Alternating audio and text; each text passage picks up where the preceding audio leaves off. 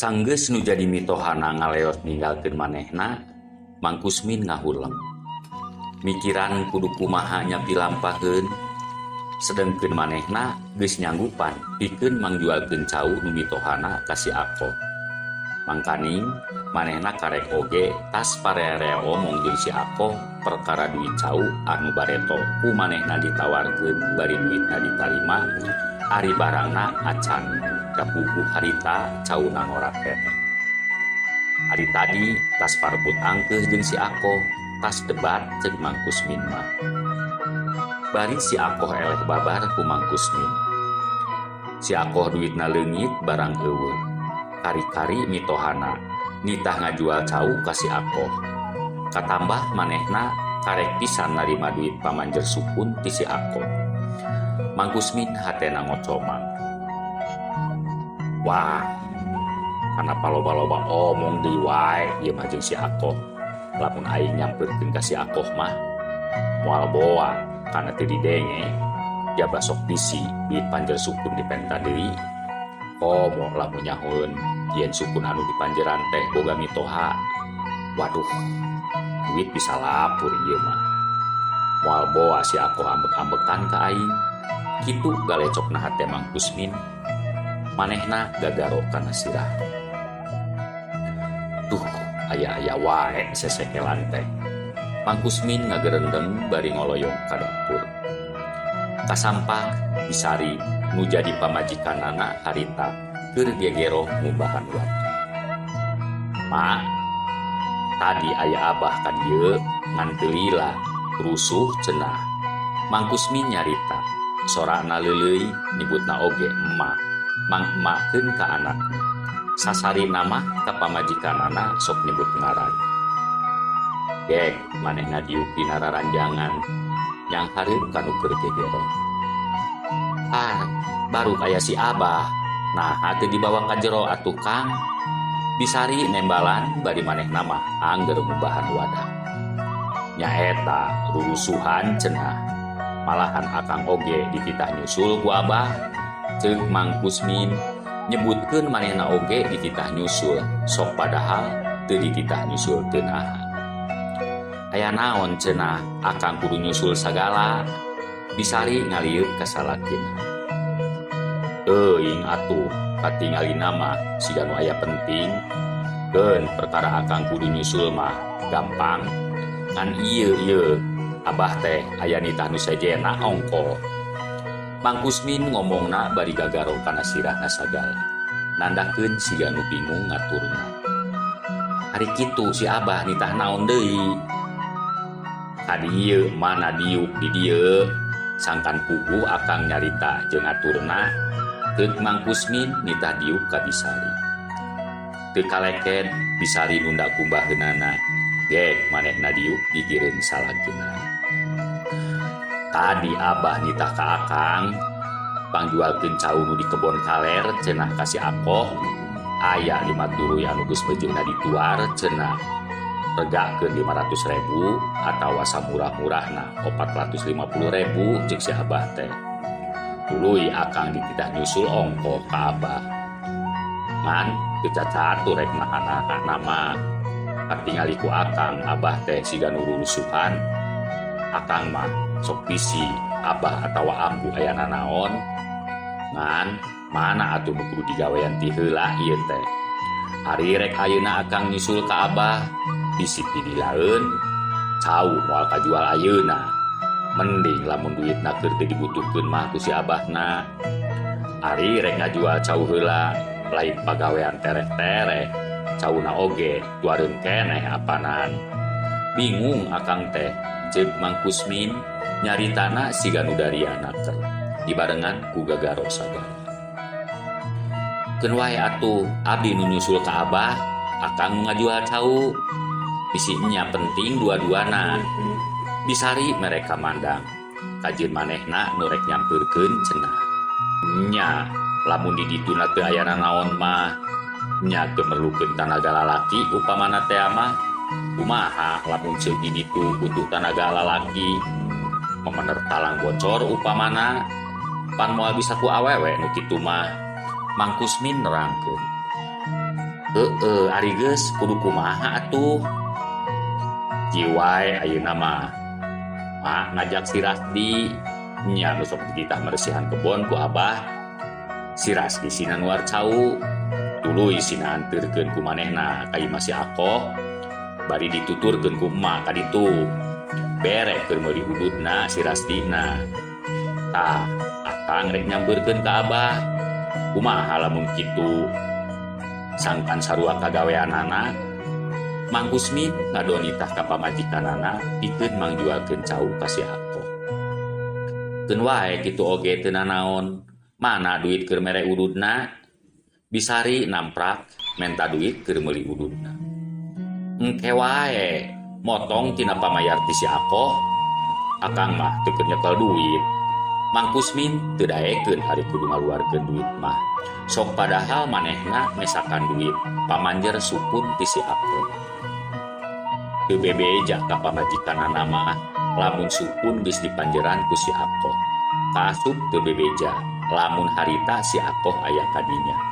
Patak diriweuheun nyahoeun mah cenah. Kitu oge nya teu nanaon, ke kuring rek mandi heula, keuk bisari bari nuluykeun gegerong. Nya akang rek bebersih, tuluy rek nyampeur ka si abahnya. Ceuk Mang Kusmin bari ngoloyong ka petengah.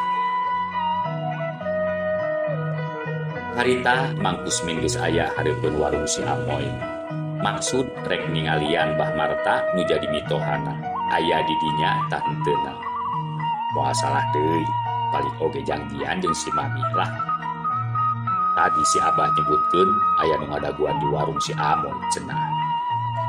Ari si Amoy teh ngawarung rupa-rupa dahareun. Sangu jeung deungeuna, kopi, ududeun jeung rupa-rupa kadaharan. Disebut si Amoy teh lain pedah Cina, tapi pakulitanana si Amoy teh bodas. Nya nelah si Amoy. Manehna teh rangda anak dua, ngawarung teh sasat di modalan ku Mbah Marta. Ngomong nama bareng-bareng usaha, teu nya bareng-bareng usaha teu henteu. Sakitu nama Mbah Marta kahitung bisaan. Nata usaha keur si Amoy rangda anak dua. Imah si Amoy ditata jadi tempat dalahar jeung ngaropi. Hareupna dipake dadasar dagangan, patengahan ditata pikeun dalahar atawa ngaropi. Mbah Marta jeung Mami Yance sok mindeng aya di dinya. Nyebut nama mindeng rapat sawala usaha cenah. Jeung Mami Yance mindeng sawala bab pinjam meminjam duit, ari jeung si Amoy mindeng mere papatah dina raraga ngamajukeun kedeina. Warung si Amoy teh dingaranan Kedai Amoy. Ngaranna oge meunang Mbah Marta. Kawilang rame Kedai Amoy teh sok loba anu ngadon ngopi atawa ngadon dalahar. Duka memang pedah tenar dahareunana jeung tempatna anu merenah. Duka pedah nu dagangna rangda bari geulis. Mang Kusmin asup ka warung anu harita dibagiakeun ku si Amoy. Sinarieun Mang, geus heubeul kakara ka dieu deui, bade dahar tang ngopi Mang. Si Amoy nawaran kanu anyar datang. Geus loma Mang Kusmin jeung si Amoy teh nyarita oge basa-basana biasa, make basa loma. Basa anu digunakeun kanu geus biasa panggih bari jeung geus teu asa-asa. Ngopi wae moy, ceuk Mang Kusmin bari matana nitenan ka patengahan tempat dalahar atawa ngopi nu ngadon jajan. Ulah ka jero Mang, di dieu wae ngopi nanya. Si Amoy nyara Mang Kusmin ka patengah.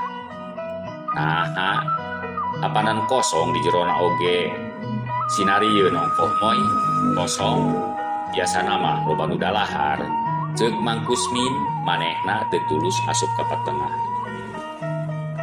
Beurang mah arang nu jajan Mang. Sok peuting tos magrib atawa tos isya barudak ngora mah kadarieuna. Katambah ayeuna mah lain 2 minggu ongkoh. Ceuk si Amoy bari ngudek-ngudek cikopi keur Mang Kusmin. Aya saha di jero moy, make nyaram ka jero. Biasa aya rapat cenah. Cikan ududna sabungkus moy, jeung Mang Kusmin manehna menta ududeun. Gek manehna diuk dina bangku deukeut jeung nuker mudek-mudek Cikopi. Meuli tanganjuk. Nah atuh moy. Moal burung diduitan ku Mamang oge. Ceuk Mang Kusmin ngaheureuyan bari Noel kana lebah iti Ciapo. Cicing gawena teh nganjuk wae. Tuh buat kacatetan ngajajar. Ceuk si Amoy bari nyorokeun Cikopi.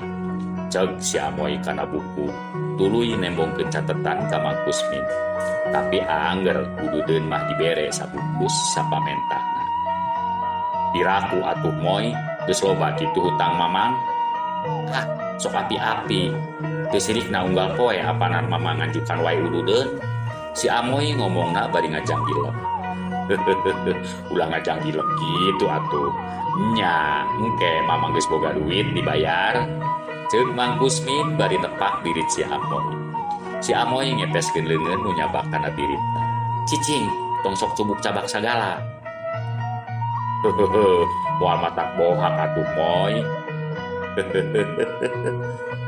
Urusan naon atuh si Abah jeung si Mami teh buat kauplek kitu. Tahnya geus sareuseurean si Abah jeung si Mami. Mang Kusmin nanyakeun. Ceuk manehna kana Cikopi nu ngebul tuluy ditumpan bari diuyuh. Tekes manehna nyeungeut ududna. Mang Kusmin udud bari ngopi teulina mah rancung-rancung we ngadedengekeun sora nu hawar-hawar kadenge aya nu keur guntreng di jero. Sakapeung kadenge sareuseurean. Kituna teh ari teuli rancung ngadedengekeun obrolan nu di jero. Sedengkeun matana mah mindeng rurat reret kana awak si Amoy anu harita keur keukeureut. Deulila Mbah Marta jeung si Mami katingali kaluar ti pertengahan.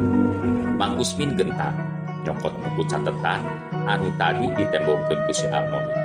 Api-api ningalian catetan siga aya nu dimaksud.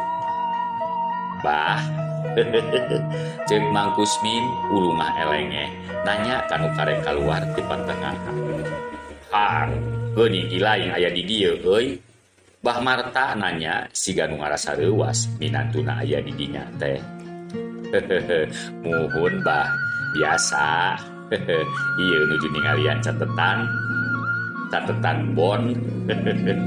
Ceuk Mang Kusmin bari siga nu heueuh keur ngitung. Hutang, ilaing boga hutang ka si Amoy. Si Amoy mangjawabkeun bari matana ngadelek ka Mang Kusmin. Samalah bibirna jebeng. Irung si Amoy teh make mirut sagala. Hutang wae digedekeun ilaing mah. Sabaraha hutangna moy? Ceuk Mbah Marta bari ngodok dompet. Itu ududeun jeung kopi nu ayeuna moy. Apa ududeunana 2 bungkusnya? Mang Kusmin ngomongna ngaharewos ka si Amoy. Ceuk si Amoy karumpun dicekel ku Mang Kusmin. Buku kumanehna dicopot bari ngitung catetan hutang Mang Kusmin. Teu kaliwat ududeun jeung Cikopi sakumaha pamenta Mang Kusmin kumanehna diitung sakalian. 160 ribuan bah. Si Amoy nyebutkeun jumlah. Gede oge euy, ceuk Mbah Marta bari muka dompet.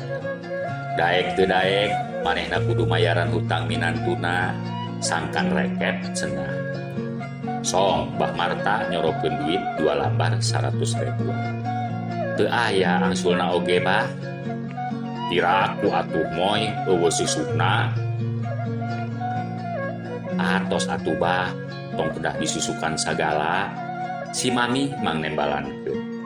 Mbah Marta teu bisa kumaha. Manehna eleh deet ku omongan si Mami. Manehna ngaleos ninggalkeun warung dituturkeun ku si Mami. Memeh ngaleos Mbah Marta nyiceupan ka minantuna. Mang Kusmin unggut mere tanda bari seuri. Cad